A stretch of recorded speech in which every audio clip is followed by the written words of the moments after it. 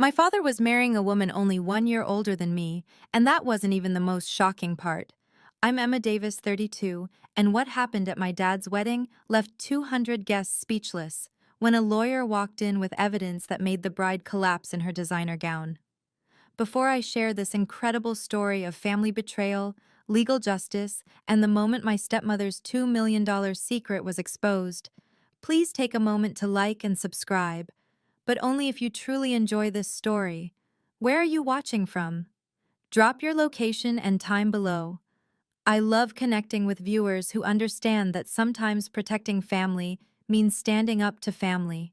3 months earlier, Dad had called with the wonderful news about Madeline Foster, a woman who would systematically try to erase my late mother's memory and steal everything our family had built.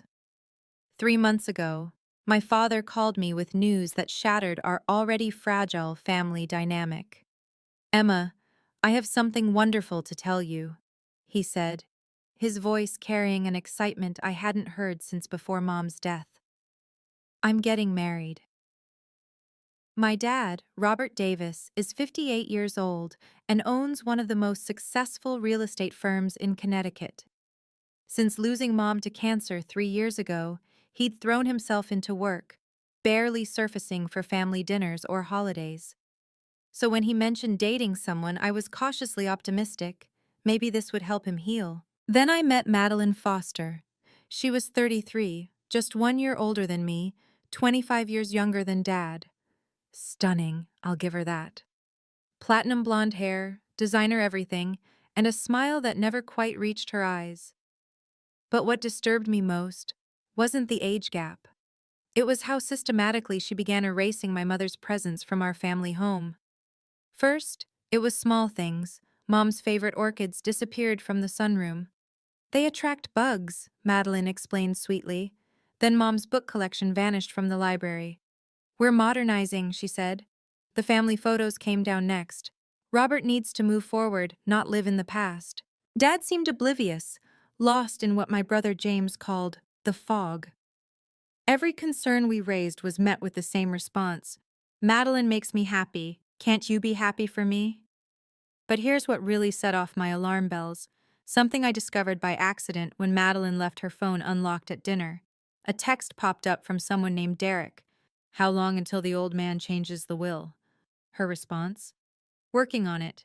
His kids are the only obstacle. But what I discovered about her first marriage would change everything. Madeline's manipulation was masterful, I'll give her that. She didn't attack us directly. That would have been too obvious. Instead, she positioned herself as Dad's protector, the caring younger wife shielding him from his demanding children. Your father needs peace at his age, Emma, she'd say with practiced concern. All this stress about family obligations? It's not good for his heart. There was no heart condition. Dad was healthier than men half his age, but suddenly our weekly family dinners were canceled. Doctor's orders, Madeline would text. He needs rest. My brother James, 35, and typically Switzerland in family conflicts, started noticing it too. His calls to Dad went unanswered. When he'd drop by the house, Madeline would meet him at the door. Robert's napping. Robert's in a meeting. Always Robert now, never Dad. She controlled his calendar like a military operation. Golf with his buddies? Cancelled. We have couples yoga. His monthly poker game? That smoke-filled room isn't healthy. Even his standing lunch with his sister Patricia was mysteriously double-booked every week. But the financial control was the most alarming. Dad's longtime accountant, who'd worked with our family for 20 years, was suddenly replaced by Madeline's friend, who was more modern in his approach. The family financial advisor? Also replaced. The pattern was clear. Anyone who knew our family's history was being systematically removed. She's isolating him, James said during one of our emergency coffee meetings. It's textbook. But what can we do? I asked. Every time we bring it up, we look like the jealous children who can't accept Dad moving on. James stirred his coffee thoughtfully. Maybe we need to know more about who Madeline Foster really is. That decision would lead us down a path none of us expected. The real wake-up call came when Dad's longtime attorney Harold Morrison called me directly, something he'd never done before. "Emma, I can't discuss specifics due to client confidentiality," he said carefully, "but I want you to know that your father has scheduled an appointment to make significant changes to his estate planning. I've advised him to include you and James in these discussions, but—" He paused. "Mrs. Foster feels it would be too stressful for him." My blood ran cold. Dad's estate wasn't just about money, though the real estate firm was worth over $50 million. It was about Mom's legacy, too. Before she died, she and Dad had established the Catherine Davis Memorial Foundation, a charity providing cancer support services. It ran on dividends from the family trust. That evening, I overheard Madeline on a speakerphone call with her lawyer while I was visiting Dad. She didn't know I was in the hallway. "A wife should inherit everything, don't you think?" she said. "Especially when the children are already successful adults. They don't need handouts." Handouts? My mother's family had built that company alongside my father for 30 years. But it got worse. The next week, Dad mentioned casually over dinner that he was thinking of dissolving Mom's foundation. "Madeline thinks we should focus on our future, not the past," he said, not meeting my eyes. "Dad, that foundation helps hundreds of families every year," I protested. Madeline touched his arm gently. "Robert, remember what we discussed about emotional manipulation?" The way my father looked at me then, like I was some stranger trying to take advantage of him, broke my heart. But it also lit a fire in me. Harold Morrison suddenly became unreachable after that meeting. His secretary said he was on an unexpected sabbatical. The timing wasn't coincidental. The isolation was killing me slowly. Dad, who used to call me every morning just to say hello, now took days to return my texts. When he did respond, the messages felt scripted, formal. "Emma, I'm well. Hope you are too. Robert." Robert. Not Dad. Not even love Dad. Just Robert. "He's pulling away from everyone," Aunt Patricia told me over lunch. "Last week was his 58th birthday. Madeline threw a party, didn't invite any family, said we'd make him anxious." The breaking point came when I drove to the house unannounced, desperate to see my father. Madeline answered the door in designer loungewear, her expression shifting from surprise to calculation in seconds. "Emma, you should call before coming over." "This is still my childhood home," I said quietly. "Was," she corrected. "Things change. Your father needs boundaries." Behind her, I saw Dad in his study. He looked up, and for a moment, I saw the father I knew, warm, loving. Then Madeline called out, "Robert, you have that conference call, remember?" He looked confused but nodded, disappearing upstairs. There was no conference call. We both knew it. That night, I made a decision. I called Margaret Smith, my mother's best friend, and one of the most respected family lawyers in the state. Margaret had been at every birthday, every graduation, every milestone of my life. "Aunt Margaret," I said, using my childhood name for her, "I need your help. Something's very wrong with Dad's new fiancée." "Emma, darling," she said, her voice immediately concerned, "tell me everything." After I explained the situation, there was a long pause. Then Margaret said something that changed everything.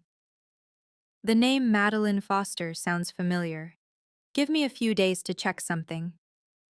That's when I made the call that would change everything. If you've ever dealt with toxic family dynamics, you know how isolating it feels when someone turns your own parent against you. But sometimes, the truth has a way of surfacing at the perfect moment. Hit that like button if you believe in karma, and subscribe for more stories about standing up for what's right. Your support means everything. Now, let me tell you what Margaret discovered about Madeline's past.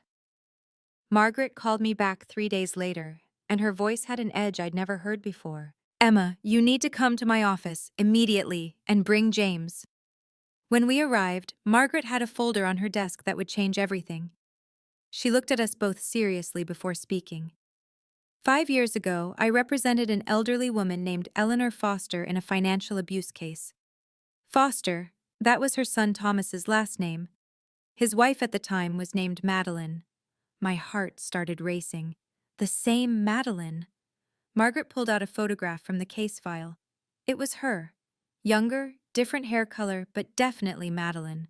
Eleanor had early-stage Alzheimer's, Margaret continued. Her daughter-in-law, Madeline, convinced Thomas to give her power of attorney over Eleanor's accounts, supposedly to help manage her care. Instead, Madeline forged Thomas's signature on property transfer documents, trying to move $3 million worth of Eleanor's real estate into her own name. James leaned forward. She forged signatures? Multiple times. We caught her because she got greedy, tried to sell one of the properties before the divorce was even filed. The buyer's attorney noticed discrepancies in the paperwork and alerted us. I felt sick. What happened to her? She agreed to return everything to avoid criminal charges. Thomas divorced her immediately. Eleanor's family got a restraining order. Margaret paused. Emma, your father needs to know this before the wedding. But we need more than my word. Madeline will claim it's a different person, mistaken identity, anything. So what do we do? Margaret smiled grimly. We need the court documents. Lucky for you, I know exactly where to find them. And Emma, I think I should attend your father's wedding as your +1. I tried calling Dad 17 times that week. Finally, on the 18th attempt, someone picked up, but it wasn't him. Robert's phone, Madeline answered sweetly. I need to speak with my father. He's resting, doctor's orders. Which doctor? I pressed. I'd like to call and check on his condition. A pause. You don't trust me? I don't know you, I said calmly. And you're controlling access to my father. Her voice turned cold. I'm protecting him from stress, from children who only call when they want something. I call because I love him. Love? She laughed. Where was that love when he was grieving alone for 3 years? The accusation stung because it held a grain of truth. We had all retreated into our own grief after Mom died. But that didn't give her the right to steal him from us now. I'll be at the wedding, I said firmly. You're not on the list. I'm his daughter. That doesn't mean you're welcome. We'll see about that. Emma, her voice turned artificially sweet again. I'm trying to be patient here. Your father is happy. Finally happy. Why can't you just accept that? Because happy people don't cut off their families. He's not cutting anyone off. He's establishing healthy boundaries. Boundaries you created. Boundaries he needs, she snapped, then caught herself. The wedding is intimate, family only. I am family. No, she said quietly. You're a reminder of his past, and Robert is focused on his future now. The line went dead. When I tried calling back, the number was blocked. James texted me an hour later. Just got disinvited from the wedding via email from Dad's account, but I doubt he wrote it. See you at the wedding, Madeline, I texted back. Margaret and I spent the next 2 weeks building an airtight case. This wasn't about revenge. It was about protecting my father from financial ruin and emotional manipulation. We need everything documented, Margaret explained, spreading papers across her conference table. The forged signatures from the Eleanor Foster case, the property transfer attempts, the divorce decree, all of it. She'd pulled the court records from Connecticut Superior Court. The evidence was damning. Madeline had attempted to transfer 3 properties worth $3.2 million total. The forensic handwriting expert's report was particularly brutal, deliberate and systematic forgery with intent to defraud. But how do we present this without looking like we're attacking her? I asked. Margaret smiled. We don't attack. We simply appear at the wedding as concerned family. If she makes a scene, which she will, I'll be there as a witness who just happens to have history with her. She'll recognize you immediately. I'm counting on it. Margaret pulled out another document. Emma, there's something else. Madeline never signed a prenuptial agreement with your father. I checked with Harold Morrison before he went on sabbatical. Without a prenup, she'd be entitled to half of everything in a divorce. Or everything if something happened to Dad, James added grimly. We sat with that terrifying possibility for a moment. The wedding is in 5 days, I said. At the Fairmont Hotel. 200 guests. Margaret nodded. I'll prepare a packet for your father, something he can review privately after we expose her. The goal isn't public humiliation, Emma. It's saving your father. What if he doesn't believe us? He will, Margaret said confidently. Because Madeline won't be able to help herself. When cornered, people like her always reveal their true nature. We just need to be there when she does. I wasn't fighting this battle alone. Once James understood the full scope of Madeline's past, he was fully on board. I'll handle Aunt Patricia, he said. She's been suspicious of Madeline from day one. Patricia didn't need convincing. I knew something was off, she said over speakerphone. Last month, Madeline asked me about Robert's first will, the one from when your mother was alive. Why would she need to know about that? Even some of Dad's friends were worried. His golf buddy, Dr. Richard Stern, pulled me aside at the grocery store. Emma, I haven't seen your father in months. Every time we schedule something, it gets canceled last minute. That's not like Robert. It's complicated, Richard. He lowered his voice. Is it the new wife? Because several of us have concerns. I wanted to tell him everything, but Margaret had advised discretion. Just be at the wedding, okay? Dad might need his real friends there. The hardest part was staying calm when I ran into Madeline at the wedding venue during what she thought was a private rehearsal. I'd gone to speak with the venue coordinator, Mom's cousin, who was horrified I hadn't been invited. What are you doing here? Madeline's voice was sharp. Just happened to be in the area, I lied smoothly. She studied me suspiciously. The wedding is tomorrow. Your father and I hope you've accepted our decision about the guest list. Of course, I said, matching her fake smile. I understand completely. You need to control who attends, especially given your history. Her eyes narrowed. What history? Oh, nothing specific. Just, everyone has a past, right? For the first time, I saw uncertainty flicker across her face. Good. Let her wonder what I knew. Margaret would arrive tomorrow as my unexpected guest. The Fairmont Hotel was spectacular. Madeline had spared no expense with Dad's money. White roses everywhere, crystal chandeliers, a string quartet playing Mozart. 200 of Connecticut's elite mingling in their finest attire. I arrived at 2 p.m., 30 minutes before the ceremony, wearing Mom's favorite pearl necklace and a conservative navy dress. Respectable, dignified.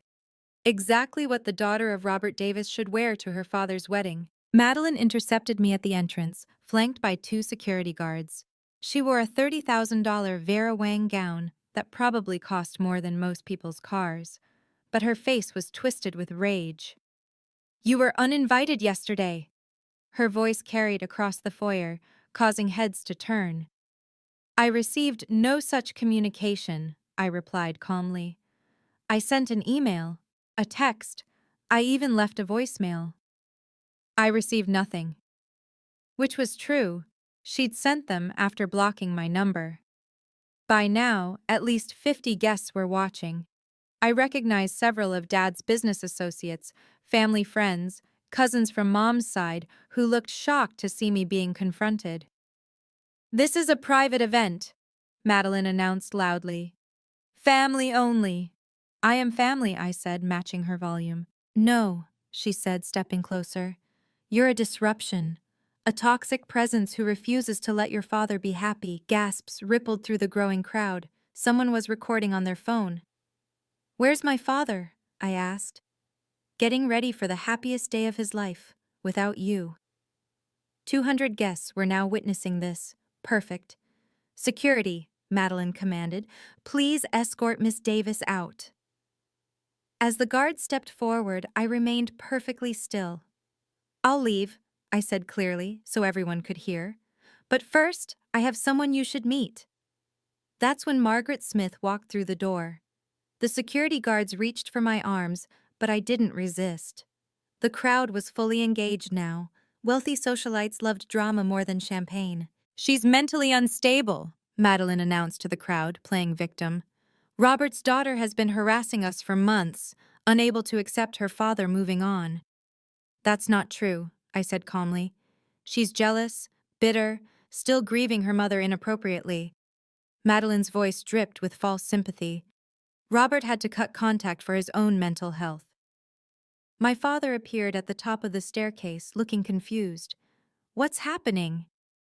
Nothing, darling, Madeline called up sweetly. Emma was just leaving. Dad looked at me, and for a moment, I saw conflict in his eyes. But then Madeline added, "Remember what Dr. Coleman said about toxic family dynamics?" There was no Dr. Coleman. But Dad nodded slowly, the fog returning. "Emma, perhaps it's best if you go." The crowd was whispering now. Poor Robert Davis, dealing with a difficult daughter.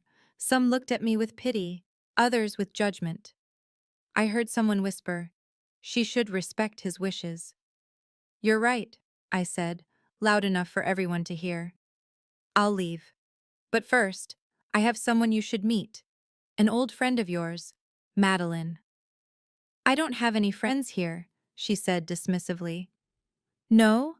I turned toward the door. "Aunt Margaret, would you mind coming in?" Margaret Smith entered with perfect timing, her presence commanding immediate respect. Several guests recognized her. She'd handled their divorces, their estates, their family trusts. The moment Madeline saw her, all color drained from her face.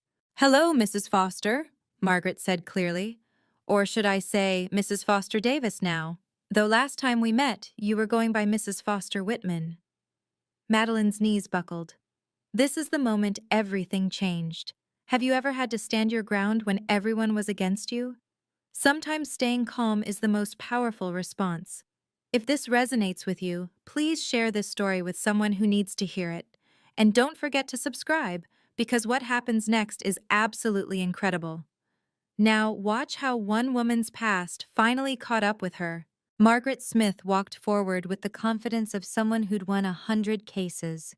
Her silver hair was perfectly styled, her black suit impeccable. She carried a leather briefcase that might as well have been a weapon. "Mrs. Foster, we meet again," Margaret said, her voice carrying across the silent ballroom. "5 years is a long time, Madeline." Madeline steadied herself against a pillar, her face cycling through emotions. Shock, fear, then attempted defiance. "I don't know you." "Really?" Margaret smiled. "Because I certainly remember you. Connecticut Superior Court, case number FA 2019-0078432. Foster v. Foster." Dad started walking down the stairs. "What's going on? Who are you?" "Robert, I'm Margaret Smith. I was Catherine's best friend, Emma's godmother. We met many times at your home, though that was before Madeline started reorganizing your life." "This is harassment," Madeline interjected, her voice shaking. "Robert, call security." But Margaret continued, addressing the room now. "I'm also the attorney who represented Eleanor Foster, Madeline's former mother-in-law, in a financial elder abuse case." The crowd gasped. Elder abuse was the kind of scandal that destroyed reputations in Connecticut society. "That's a lie!" Madeline shrieked. "Is it?" Margaret opened her briefcase, pulling out a manila folder. "I have the court documents right here. Forged signatures, fraudulent property transfers, $3 million in attempted theft from a woman with Alzheimer's." "You're confusing me with someone else." Margaret pulled out a photograph. "This is you, isn't it? From the court proceedings? You wore the same Cartier watch you're wearing now." Madeline's hand instinctively went to her wrist. "Shall I continue, or would you prefer to have this conversation privately?" Margaret asked. The room was dead silent. 200 of Connecticut's most influential people were witnessing Madeline's past come back to haunt her. "I represented your ex-husband's mother, remember?" Margaret's voice was steady, professional. "Eleanor Foster, a lovely woman who trusted you to help manage her affairs when her memory started failing." "Stop," Madeline whispered. But Margaret wasn't finished. She pulled out document after document, holding them up for everyone to see. Forensic handwriting analysis confirming forged signatures, bank records showing unauthorized transfers, property deeds with falsified notarizations. Dad had reached the bottom of the stairs, his face pale. Madeline, what is she talking about? It's lies, Robert. She's trying to destroy us. Margaret turned to my father. Mr. Davis, your fiancé was married to Thomas Foster from 2017 to 2019. During that time, she systematically attempted to steal his mother's estate while the elderly woman was suffering from Alzheimer's. That's not, Madeline started. Would you like me to call Thomas? Margaret pulled out her phone. He's waiting in the lobby. He flew in from Boston when he heard you were getting married again. He wanted to warn your husband, Mr. Davis. The crowd was riveted. Several people were openly recording now. The divorce was sealed, Madeline cried out, then realized her mistake. Sealed divorces usually mean something to hide, someone in the crowd murmured. Margaret nodded. Yes, sealed to protect Eleanor's dignity, but the criminal investigation? That's public record. Case number CC 2019-4521. Anyone can look it up. Aunt Patricia stepped forward. Robert, you need to see this. She was holding her phone, showing him something on the screen. The court database. Madeline Foster's name. Criminal fraud investigation. 2 million in stolen assets recovered, Patricia read aloud. Defendant agreed to full restitution to avoid prosecution. Madeline's perfectly composed facade finally cracked completely. But that wasn't even the worst part, Margaret continued, her voice cutting through the ballroom's stunned silence. She pulled out one final document, a medical report. Eleanor Foster died 6 months after discovering the theft. The doctor said the stress of the betrayal accelerated her decline. She died thinking her own son had robbed her, because Madeline had forged his signature too. No, Madeline whimpered. That's not how it happened. Thomas lost his mother and his wife in the same year. He never got to reconcile with Eleanor because she couldn't remember the truth through her dementia. She died believing her son betrayed her. The crowd's whispers turned to angry murmurs.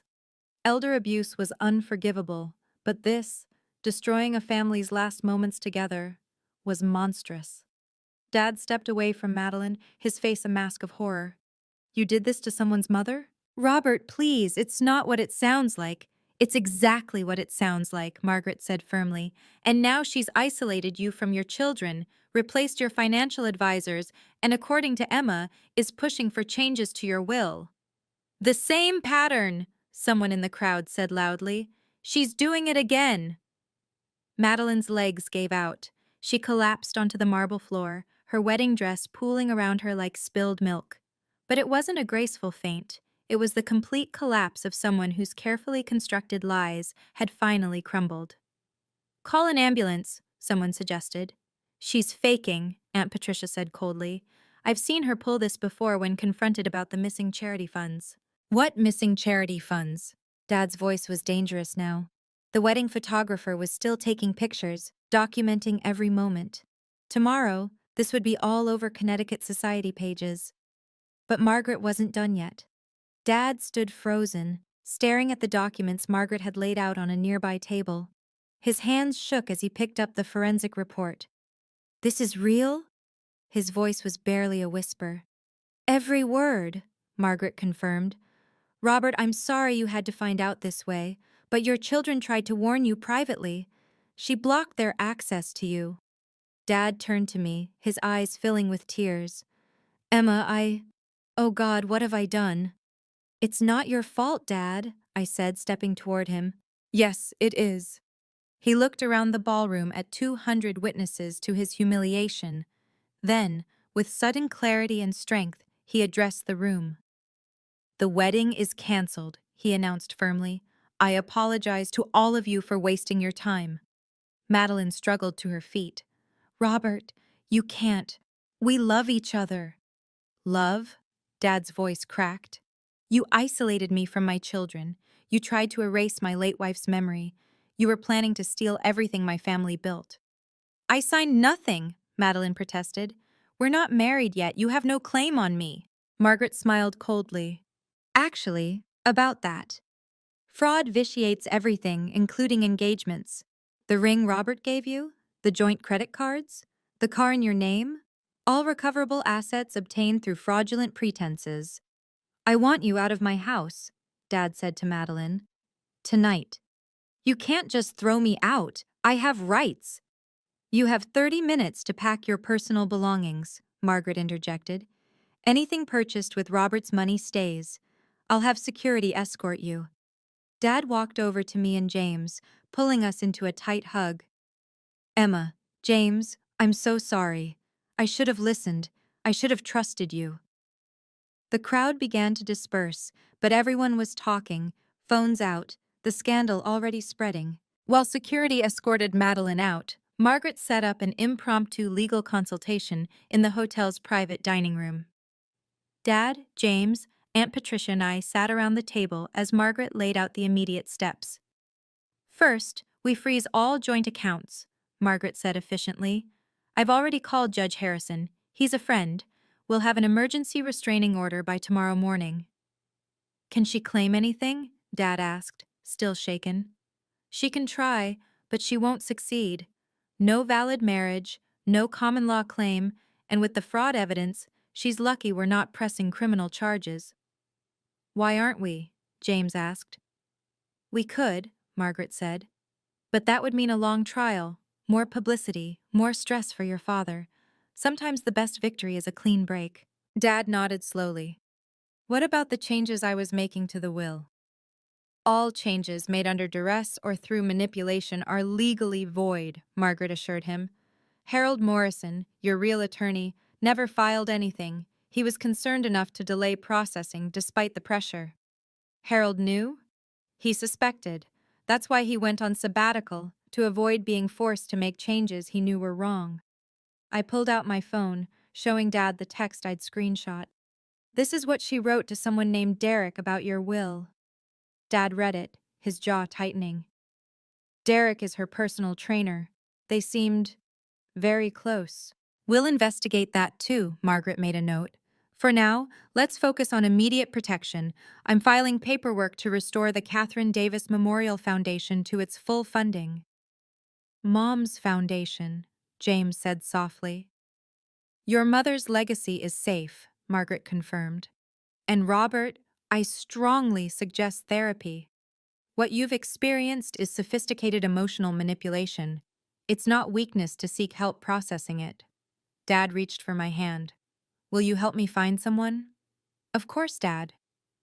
The wedding that didn't happen became the reunion our family desperately needed.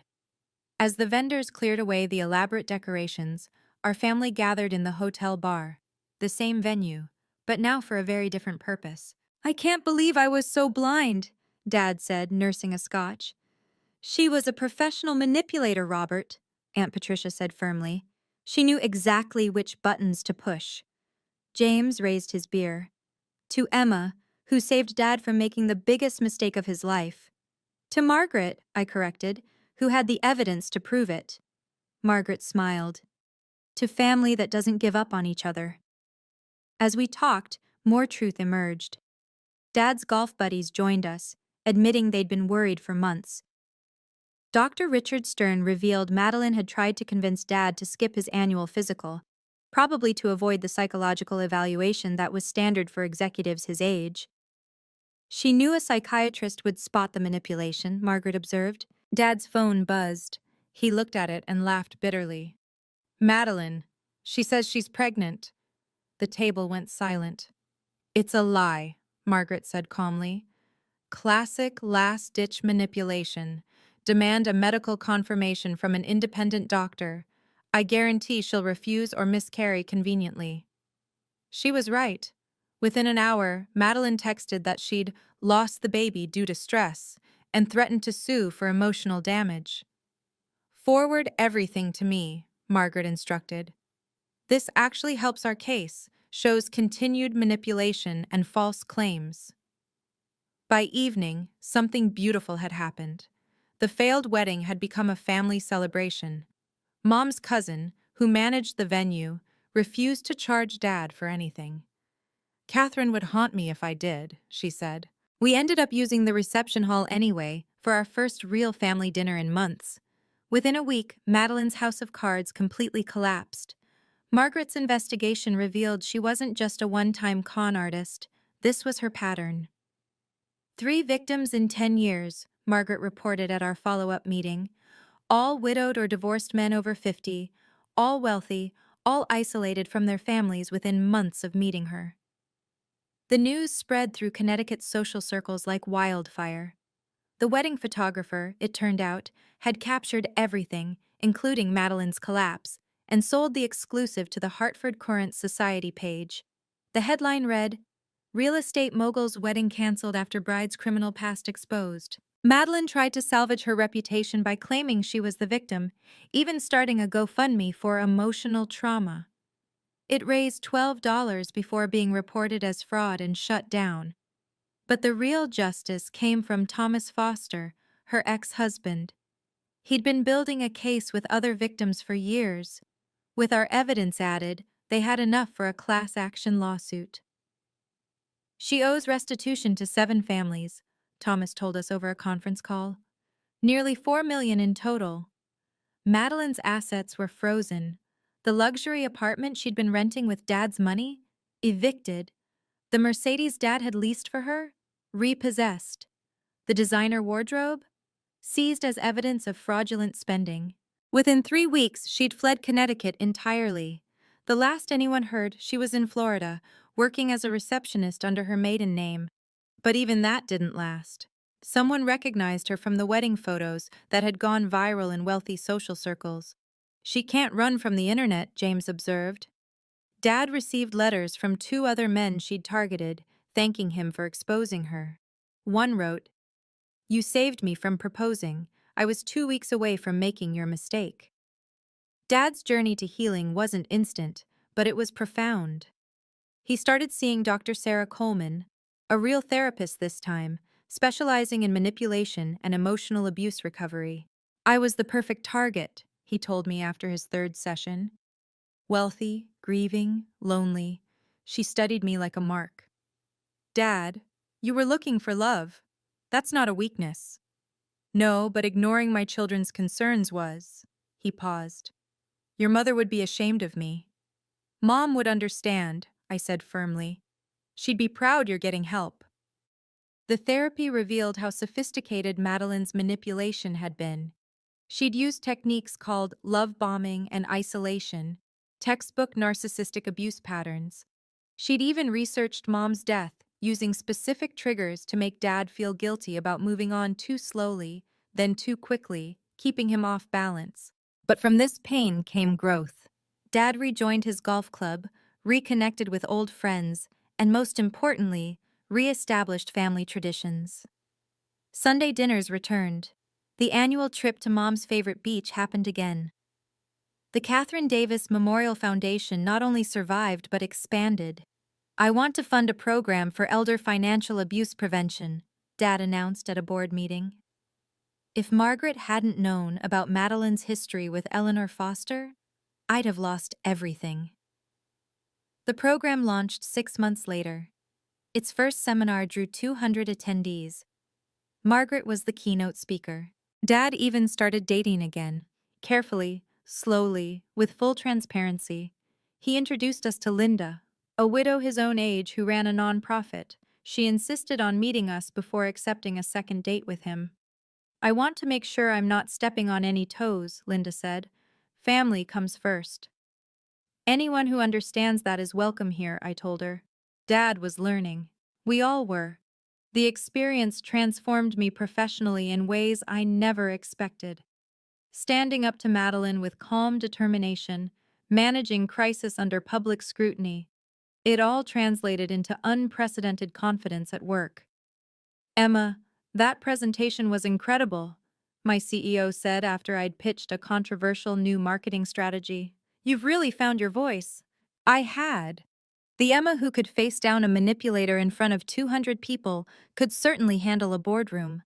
Within 3 months, I was promoted to Senior Director of Marketing. My approach had changed. I no longer avoided conflict or difficult conversations.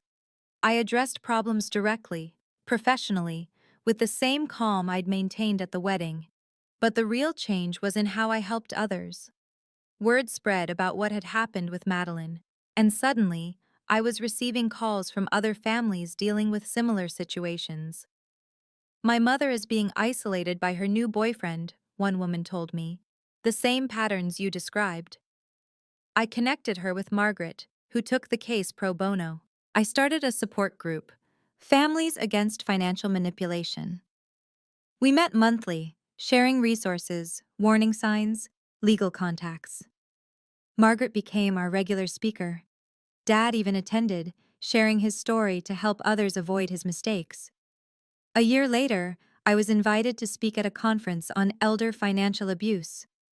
300 people attended. When I showed the wedding photos, Madeline, in her designer dress, then collapsed on the floor. The audience gasped. "This is what accountability looks like," I said. "Not revenge, but truth revealed at the right moment, with the right evidence, in front of the right witnesses." My presentation went viral on LinkedIn. I received hundreds of messages from people saying it gave them courage to confront their own family situations. Boundaries, I learned, weren't just personal. They were professional power. The most important lesson from this entire ordeal? Documentation beats emotion every time. Feelings can be dismissed, but facts are undeniable. "You stayed so calm," people often said. How? The truth was, I'd learned that losing control meant losing credibility. Madeline wanted me to explode, to seem like the bitter daughter she'd painted me as. By remaining professional, I let her reveal herself. Margaret and I developed a framework for families facing similar situations. We called it the 3Ps protocol: proof, patience, and public accountability. Proof meant documenting everything: texts, emails, financial changes, behavioral patterns. I'd kept a journal of every interaction with Madeline, every canceled dinner, every blocked call. That journal became evidence. Patience meant not acting on emotion. It took every ounce of restraint not to confront Madeline immediately when I discovered her past. But waiting for the wedding, with all those witnesses, made the revelation impossible to deny or spin. Public accountability meant choosing the right moment for truth to surface, not through gossip or private accusations, but in a setting where denial was impossible and witnesses were plentiful. Sometimes love means standing firm, not giving in, I told the support group. Real love includes boundaries. Dad had these principles framed in his office: trust but verify, love but protect, forgive but remember. The experience also taught me about choosing battles. Not every manipulation deserved a public confrontation. Sometimes quiet legal action was better. Sometimes simply walking away was the answer. But when someone threatened to destroy your family's legacy and steal your father's future, that deserved the full response. "You didn't just save my finances," Dad told me. "You saved my dignity. You showed me I was worth fighting for." That, more than anything, made everything worth it. 2 years later, our family was unrecognizable from those dark months under Madeline's influence. We'd rebuilt stronger, wiser, and more connected than ever before. Dad had sold the house Madeline had tried to redecorate and bought a smaller place closer to James and me. "I don't need a mansion," he said. "I need my family nearby." Sunday dinners were sacred now. No business calls, no excuses, just family. Linda often joined us, but she never tried to replace Mom. She added to our family without subtracting from our memories. The Catherine Davis Memorial Foundation had doubled its reach. We'd added the Eleanor Foster Program for elder protection, which had already helped dozens of families identify and stop financial abuse. Thomas Foster served on the board, turning his pain into purpose. "Your mother would be so proud," Margaret told me at the foundation's annual gala. "You didn't just save your father, you've saved countless others." Dad had changed too. He served as an informal counselor for other executives who'd been targeted by manipulators. His story, once a source of shame, became a teaching tool. "Loneliness makes us vulnerable," he'd tell them. "But isolation isn't protection. Connection is." James had started dating someone seriously, and he brought her to meet the family immediately. "I learned from Dad's mistake," he said. "Secrets and isolation are red flags." Even Aunt Patricia had changed, becoming less judgmental and more protective. She'd started what she called Patricia's Network, a group of society women who shared information about suspicious newcomers targeting wealthy widowers. "We're not gossiping," she insisted. "We're protecting." The family that Madeline had tried to destroy had become a fortress of support, not just for each other, but for our entire community. Looking back now, I'm grateful for that horrible day at the Fairmont Hotel. Not for the pain Madeline caused, but for what we discovered in its aftermath, that our family bonds were unbreakable when we stood together. The viral wedding photos still circulate occasionally, usually with headlines like, "Greatest wedding revenge ever." But it wasn't revenge, it was protection. It was love in action. It was a daughter refusing to let her father disappear into manipulation and isolation. Madeline? Last I heard, she was arrested in Arizona for attempting the same scheme with a retired judge. He'd seen our story online and recognized her tactics immediately. She's facing actual jail time now. Turned out Arizona doesn't seal fraud cases like Connecticut sometimes does. But this story isn't really about Madeline. It's about the power of speaking truth at the right moment, with the right proof, in front of the right people. It's about understanding that respect your elders doesn't mean enabling their exploitation. Sometimes, the most respectful thing you can do is stand firm against someone hurting them, even if they can't see it yet. My final advice: document everything. Trust your instincts. Don't let anyone isolate your loved ones. And remember, staying calm and professional in the face of manipulation isn't weakness. It's the ultimate strength. Respect is non-negotiable. Boundaries are essential. And family? Family is worth fighting for, even when they don't realize they need saving. If you've made it this far, you're probably dealing with something similar. You're not alone. You're not crazy. And you're not wrong for protecting the people you love. The truth always surfaces.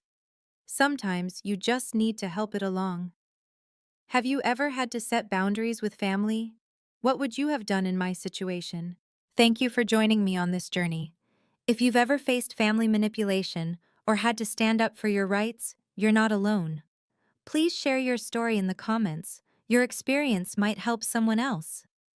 Like this video if you believe in the power of truth, and subscribe for more stories about courage, boundaries, and justice.